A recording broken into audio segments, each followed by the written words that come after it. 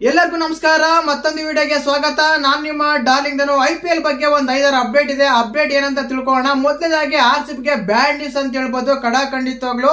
ಅದೇ ರೀತಿಯಾಗಿ SRH IPL ಇಂದ ಬ್ಯಾನ್ ಆಗುತ್ತಾ, RCB ನ ಗೇಲಿ ಮಾಡಿದ KKR, ಸನ್ ರೈಸರ್ಸ್ CSK ವಿರುದ್ಧ ಕೇಸ್ ಮಾಡಿದ್ದು ಯಾಕೆ, ಸುಮಾರಾಗಿ ವಿಷಯಗಳಿದ್ದಾವೆ. ವಿಷಯಗಳ ಬಗ್ಗೆ ಮಾತಾಡೋಣ. ದಯವಿಟ್ಟು ಚಾನಲ್ ಯಾರನ್ನು ಹೊಸ ನೋಡ್ತಿದ್ರೆ ಮಿಸ್ ಮಾಡ್ತಾನೆ ಸಬ್ಸ್ಕ್ರೈಬ್ ಮಾಡಿ, ಲೈಕ್ ಮಾಡಿ, ಶೇರ್ ಮಾಡಿ.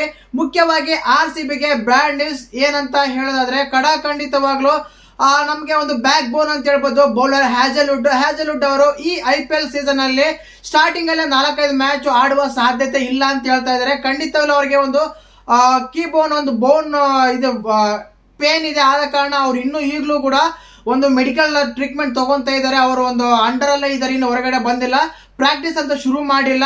ಆದ ಕಾರಣ ಸ್ಟಾರ್ಟಿಂಗ್ ಅಲ್ಲಿ ಒಂದು 5-6 ಮ್ಯಾಚ್ ಆಡುವ ಸಾಧ್ಯತೆ ಖಂಡಿತವಾಗ್ಲಿಲ್ಲ ಅಂತಾನೆ ಹೇಳ್ಬೋದು.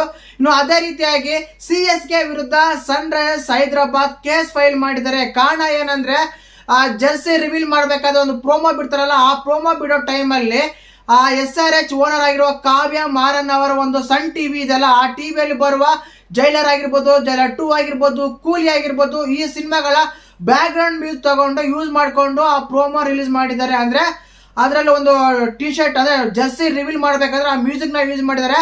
ಆ ಕಾರಣಕ್ಕೆ ನಾವು ಇವ್ರ ಮೇಲೆ ಕೇಸ್ ಹಾಕಿದ್ದೀವಿ ಅಂತ ಹೇಳಿ ಕಾವ್ಯ ಮಾರನ್ ಅವರು ಹೇಳಿದ್ದಾರೆ. ಖಂಡಿತ ಇದೊಂಥರ ಚೀಪ್ ಟಿಕ್ಸ್ ಅಂತ ಹೇಳ್ಬೋದು, ತುಂಬಾ ಟ್ರೋಲ್ ಮಾಡ್ತಾ ಇದಾರೆ ಅಂತ ಹೇಳ್ಬೋದು. ಇನ್ನು ಅದೇ ರೀತಿಯಾಗಿ SRH IPL ಇಂದ ಬ್ಯಾನ್ ಆಗುತ್ತೆ. ಅದೇನ್ ಗುರು, ಇನ್ನೇ ಸ್ಟಾರ್ಟ್ ಆಗೋದು ಮಾರ್ಚ್ 28ಗೆ ಅಷ್ಟೇ, ಅದಂಗೆ ಬ್ಯಾನ್ ಆಗುತ್ತೆ ಅಂತ ನಿಮ್ಗೆಲ್ಲ ಡೌಟ್ ಬರ್ಬೋದು. ಬ್ಯಾನ್ ಅಂತೂ ಆಗಲ್ಲ, ಖಂಡಿತವಾಗ್ಲು ಇದಂತ ಹೇಳ್ತೀನಿ.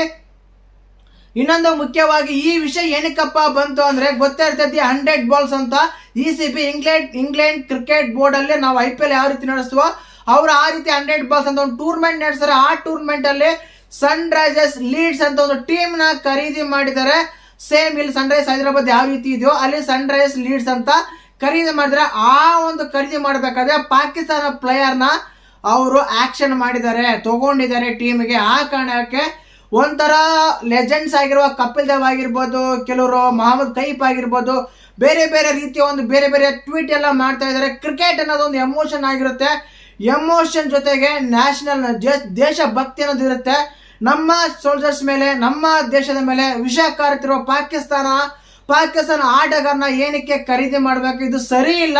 ಇದು ಕೇವಲ ದುಡ್ಡಿನ ವಿಷಯಗಳಲ್ಲೋ, ಇಲ್ಲಾಂದ್ರೆ ಗ್ಲಾಮರ್, ನಿಮ್ಮ ಹತ್ರ ದುಡ್ಡು ಇರ್ಬೋದು, ಗ್ಲಾಮರ್ ಇರ್ಬೋದು, ಏನ್ ಬೇಕಾದ್ರೂ ಇರ್ಬೋದು, ಬಟ್ ದೇಶಭಕ್ತಿ ಎಮೋಷನ್ ಅದು ತುಂಬಾ ಮುಖ್ಯ ಆಗಿರುತ್ತೆ. ಕ್ರಿಕೆಟ್ಗೆ ಅದು ತುಂಬಾ ಮುಖ್ಯ ಆಗಿರುತ್ತೆ ಅಂತ ಕಪಿಲ್ ದೇವ್ ಅವರು ಒಂದು ಟ್ವೀಟ್ ಮಾಡಿದರೆ ಖಂಡಿತವಾಗ್ಲು.